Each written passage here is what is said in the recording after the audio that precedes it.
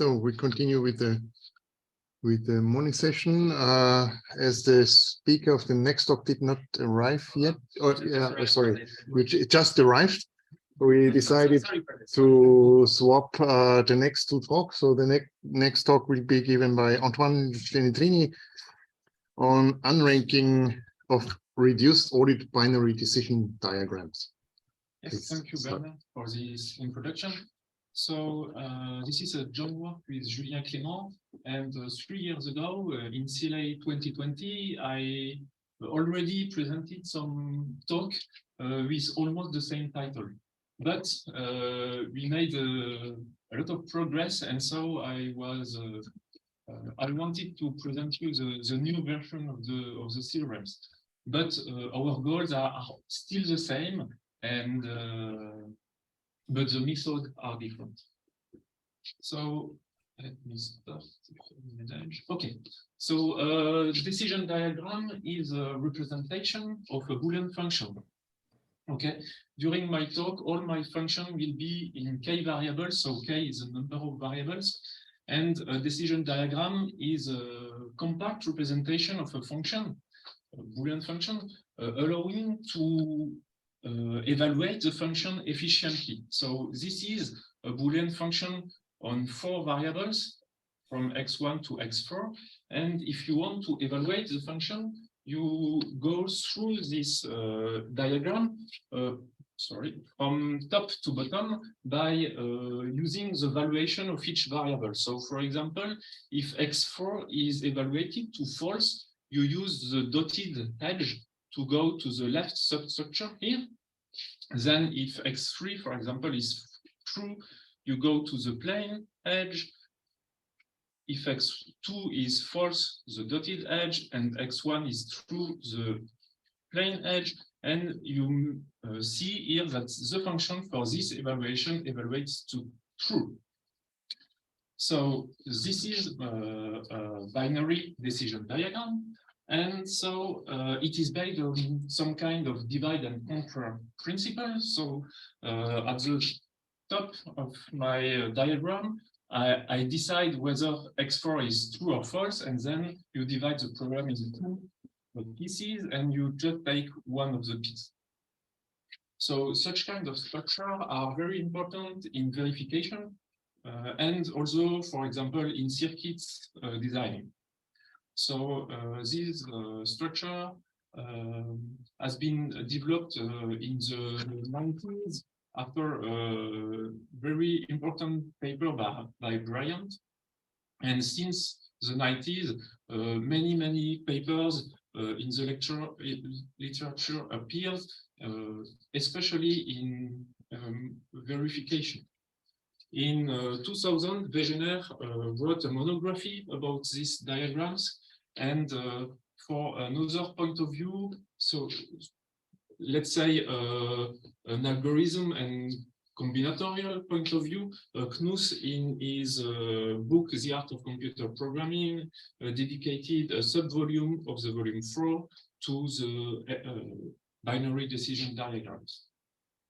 So in the talk, we will be interested in a specific family of decision diagrams that are reduced order binary decision diagrams. So order means that if you take a path from the top to the bottom, any path will go through the same sequence of variables. So here, the indices of my variables is decreasing. So from x4 to x2, whether the path you take. Sometimes some variables are omitted. Here, for example, on the leftmost side of the leftmost path, the x1 is omitted, but you cannot meet x1 before x2, for example. And reduced means that there are now 2 times the same substructure in the representation, so that this is the more compact, the smallest decision diagram representing the function. Okay, we have no redundancy. And during this talk, we take the point of view of the combinatorialist, and we want to study such objects under the prism of combinatorial. Okay, next. So to recall something important that I didn't told just here is in this context of ROBDD, there is exactly one representation for each Boolean function. So it is some kind of canonical representation for a Boolean function. And so we can try to obtain the distribution of the functions according to their ROBDD size. Here I have plotted the distribution from size 7 to 12. In blue, you have the size, 12 variables. Just keep in mind that the number of Boolean function in k variables is doubly exponential. So the number of functions is 2 to the 2 to the 12, so 2 to the 4,000 approximately. And what we see in this in these figures is that almost all Boolean functions have big ROBDDs, because the largest ROBDDs we can get with 12 variables is about 767, and you see that almost all ROBDDs are larger than 700 for the size. The size of a BDD is the number of nodes in it. And here you see, for example, that 8% of the function have ROBDDs of size approximately 7 and 20. I have a question, excuse me. Yes. So it's known that the size of BDs is depending on the ordering of the variables, right? So in order to make your statements, you need to fix an order of the variables. Yes. In my talk, the order of the variable is from top to bottom, always decreasing. So I fix, but you can fix an arbitrary order, but then you keep this order. Okay. Thank you. So, so you see that if you sample uniformly a function and try and build its ROBDD with high probability, you will get a ROBDD of a very large size. And my goal is to be able to build ROBDD of a given size, for example, a small size here, and to sample any ROBDD uniformly with this given size. So I am interested in the small sizes of ROBDDs, and I want to be able to sample functions with ROBDDs whose size are here. Okay, here I have just sampled uniformly at random a function with 8 variables, and I have depicted its ROBDD. As you can see, at the top of the ROBDDs, you have somehow full binary decomposition. So 1 root, two children, 4 children, and here I think you have 8 or 7 or you have only 7. You could have 8 nodes, but in fact here we have only 8 layers, so we have not the full layer here, but almost full. And then you see you have a layer that contains very big number of nodes, and then the number is decreasing very rapidly.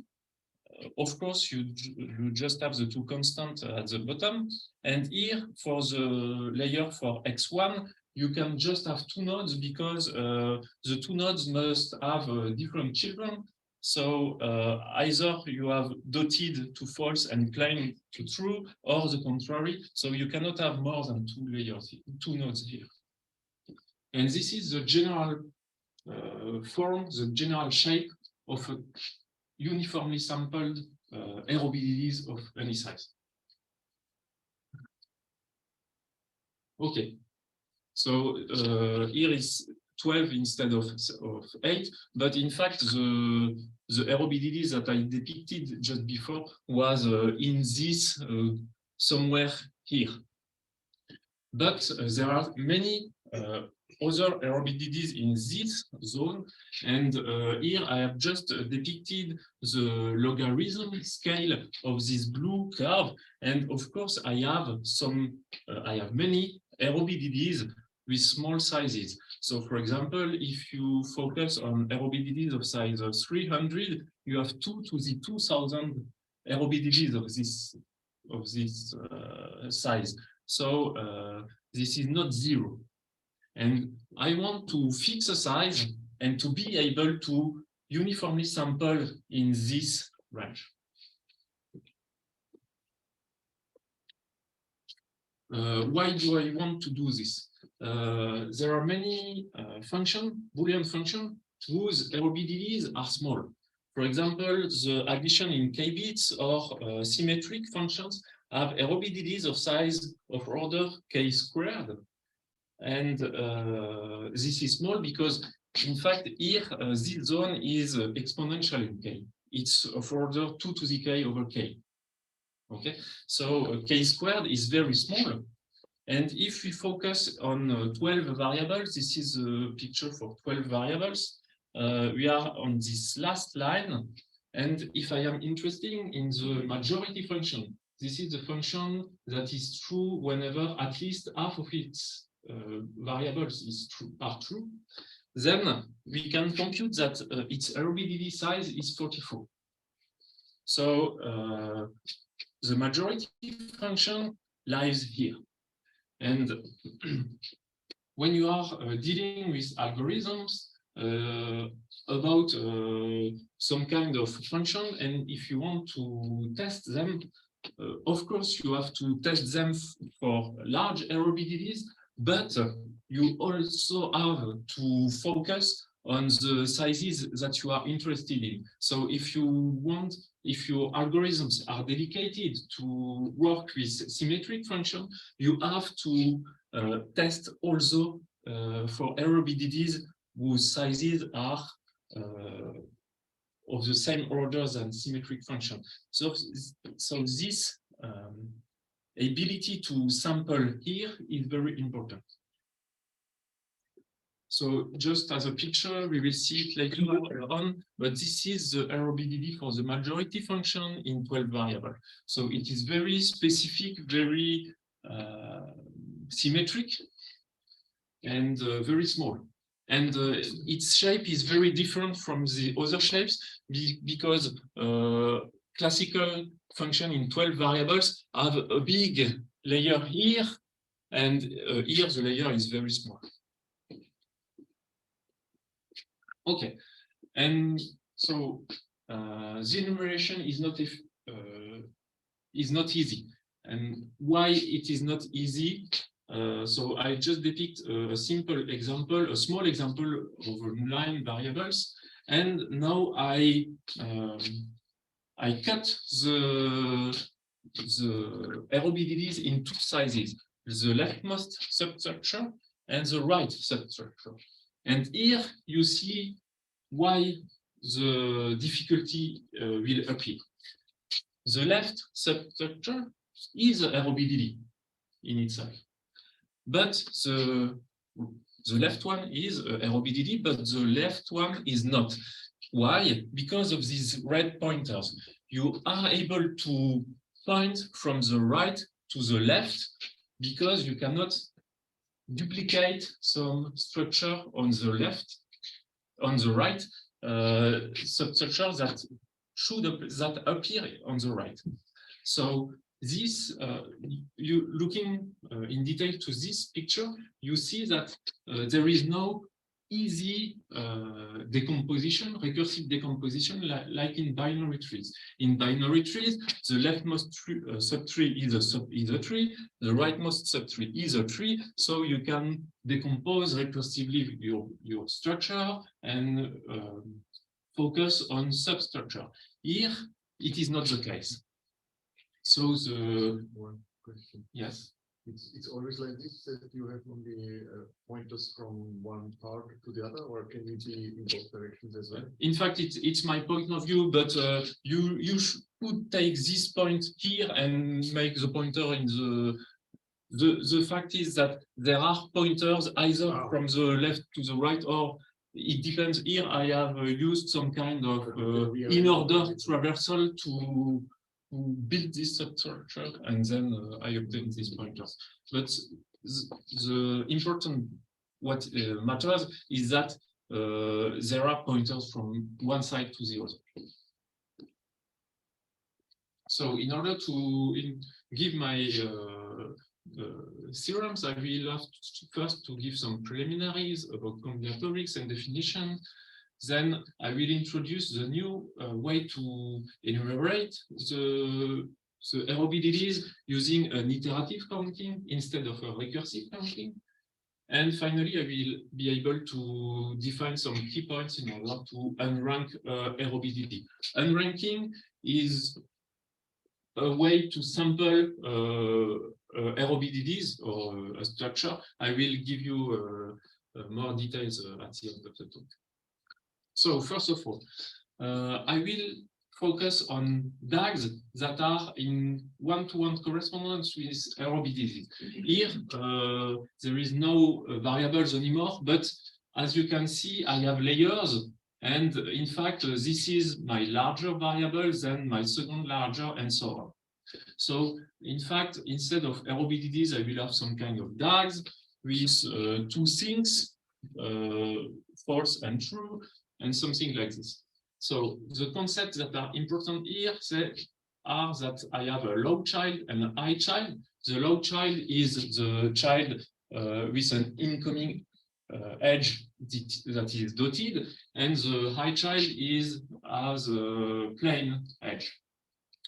The size of my structure is the number of nodes. So here you have 13 plus 2.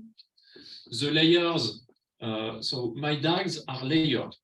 Okay, this is very important. This 9, if it appears on this layer, it is not the same ROBDD because this is if this is xk, this is xk minus 2, and this is the layer for xk minus 3. So the layer where the node is placed lies is very important.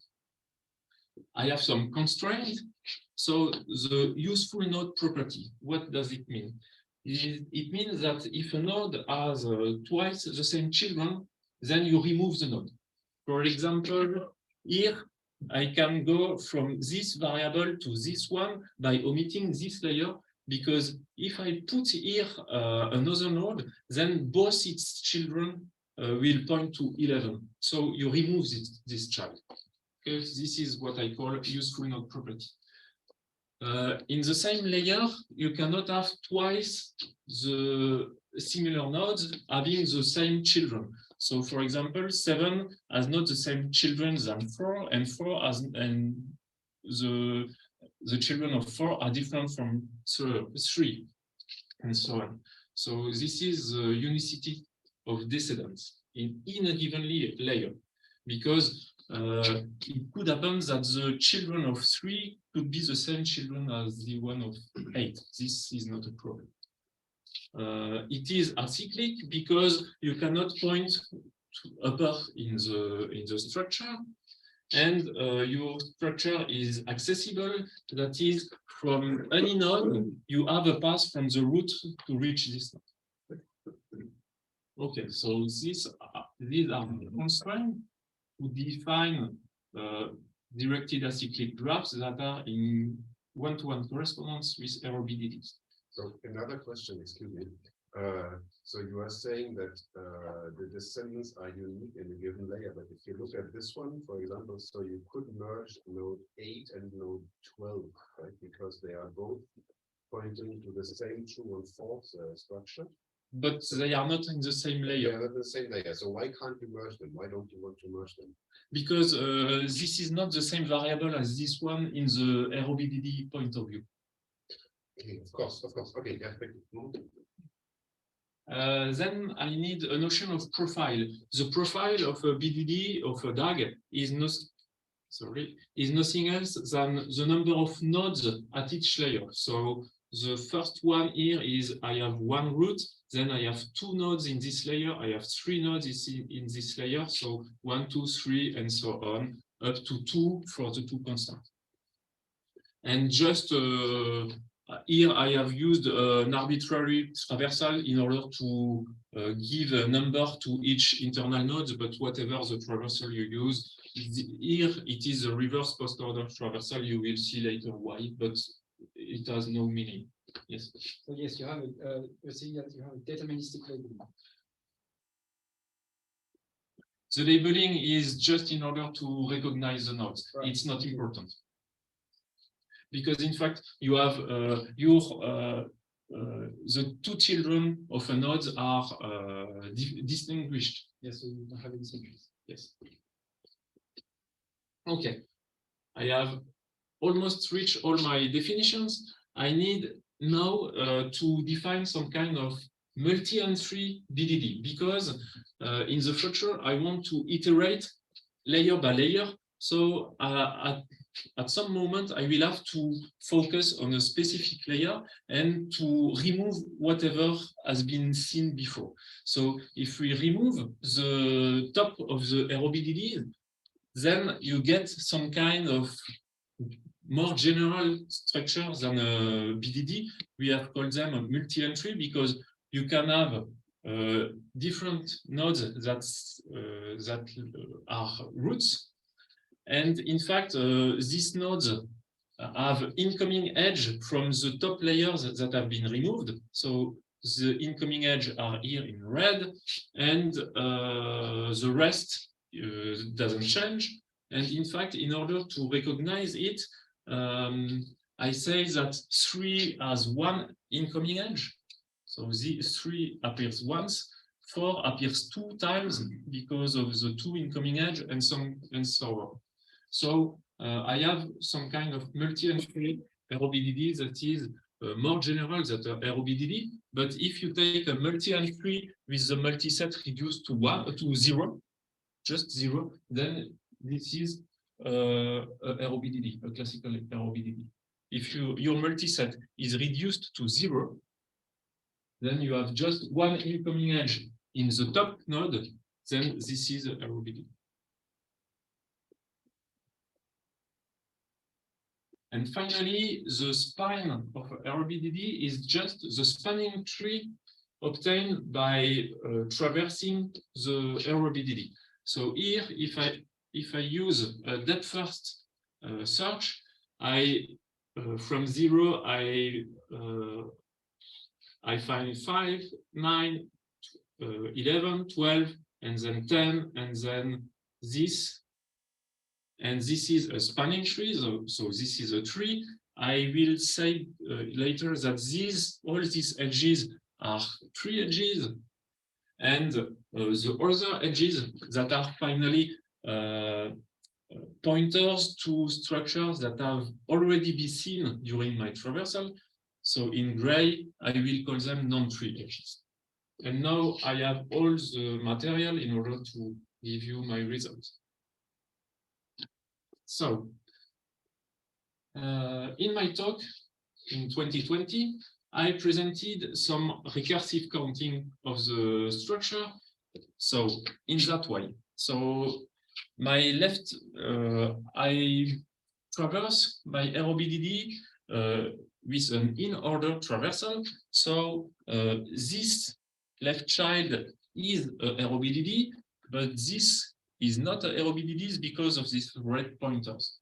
In order to obtain my recursive decomposition, I mentioned that finally this could be some kind of no, this is a superfamily of ROBDDs that are ROBDDs with some kind of specific pointers that are allowed to point to the left.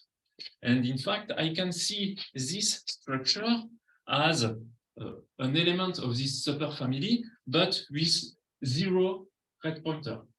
And using this general point of view, I am able to obtain a recursive decomposition for the superfamily. And at the end, I am just interested in subfamily of the superfamily that are elements without any nodes to the left. And using this approach, I was able to obtain some recursive counting. At the time, by denoting by MK to be the largest ROBDDs that you can build with K variables. Okay, this is the range of my figure in the beginning. So this is the natural measure of my complexity, because I want to obtain a point for each value from 0 to MK. Okay, when I want to when I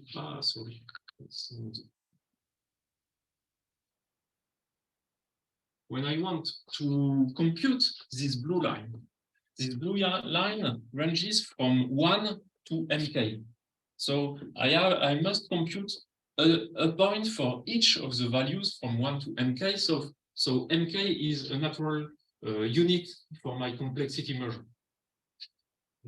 No. Okay, using my recursive decomposition, I was able to obtain an algorithm to compute the distribution with complexity MK to the something times log MK. So this is not polynomial in MK, because, and furthermore, there is something. This MK is the size of the larger ROBDDs. This is exponential in K also.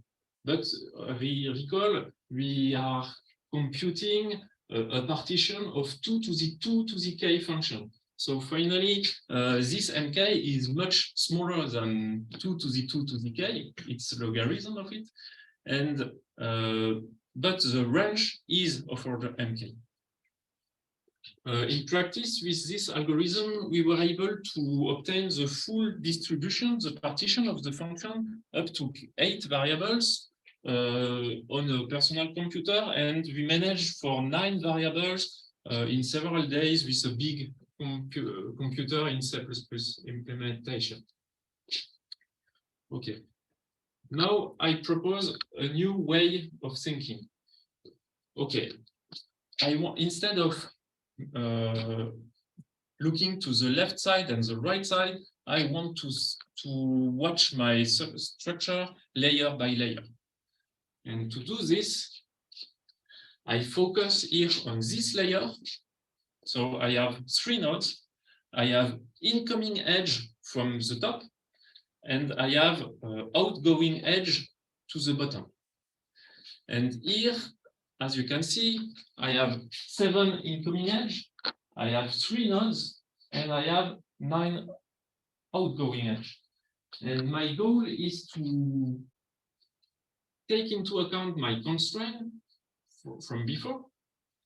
That says, for example, that 7 cannot point twice to the same children, and all other constraints. And I want to be able to count how many structures would have these 3 parameters, these 3 characteristics. In fact, you cannot,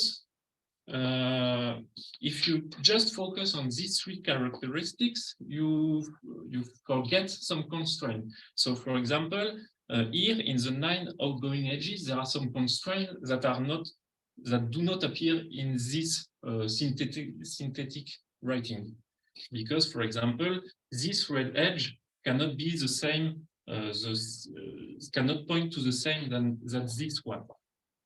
But if you are just looking to this, and if you are doing some kind of inclusion-exclusion counting approach, you are able to take into account all these constraints. And in fact, instead of having a recursive approach, we use some kind of inclusion-exclusion approach in order to be able to compute the number of ROBDDs just by focusing on this and keeping in mind what I have multi-counting. Using this approach, we are able to obtain a polynomial algorithm in order to compute the full distribution, probability distribution of the function. But it is for the 4, and mk is coming is 2 to the k, almost 2 to the k over k. So for 12 variables, mk is of order 700. And but we managed to obtain with a Python implementation of our counting approach the full distribution up to 12 variables. Okay, we need some large number of RAM, but in fact the computation is not so long, so 6 hours to partition the 2 to the 4,000 functions. Okay. 1 minute. Okay, so I just go to. So yes, 1 minute. What is an unranking algorithm? So first you define a total order over all the structure. So each structure is associated to one integer, and then this integer is the rank. By using the rank number, you construct the structure. Okay, you can see this. You can then sample uniformly at random a rank, and finally you get a uniform sampler for your function, for your structures. In fact, using this iterative approach, we were able to select the profile of a given structure of rank R, size S, and number K of variables. Using the inclusion-exclusion principle, we were able to select the profile. Then we build the spine and we build the RBDDs in this order. Our algorithm is depending on the counting. So in fact, here the n, that is the size of the structure that is arriving. N to the 4 is for the counting, so n to the 5 is for you have an extra factor n for the selecting of the profile. And in fact, we can skip if you want to sample ROBDDs with a given profile. You can skip this step and start directly there. So now I just finished my talk with a gallery of figures. So this is my ROBDD for the majority function in 15 variables. First, I can sample uniformly at random ROBDD with 15 variables and the same size of majority. The size of majority is 66. So I am able to do this uniformly at random. But I can skip the first step of my algorithm and fix the profile. Here, I want to obtain the same profile as this ROBDD. I can uniformly sample ROBDD with this given profile. This is one example. But I can also skip the 7 steps, the second steps of my algorithm, and here I can see the spine of my ROBDD in black. Black edges define the spine. I can give the spine to my algorithm and compute randomly, uniformly at random, ROBDD with the given size. And finally, we can go since a majority function has small ROBDDs up to 35 variables, we are able to uniformly sample some kind of majority function. So thank you for your attention. And sorry for the big one. Thank you. Maybe one Or two quick questions.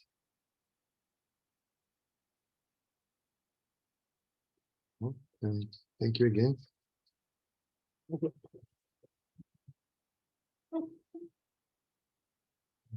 I sent you my slides by email just now. Yes. It would be easiest if Ye- you just. if you Yes, can just- I will.